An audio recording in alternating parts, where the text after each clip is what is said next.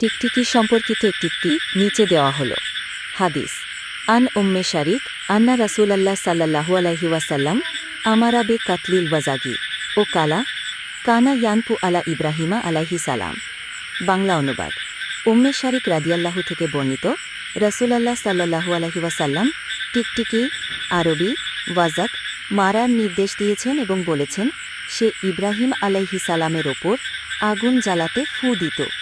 সহিহ মুসলিম হাদিস নং 2237। টিকা। এই হাদিস থেকে বোঝা যায় টিকটিকি ইব্রাহিম আলাইহি সালামকে পুড়িয়ে মারার ষড়যন্ত্রে অংশ নিয়েছিল। এজন্য ইসলামে একে ক্ষতিকর প্রাণী হিসাবে ধরা হয় এবং এটিকে মারতে উৎসাহিত করা হয়েছে। বিড্রট।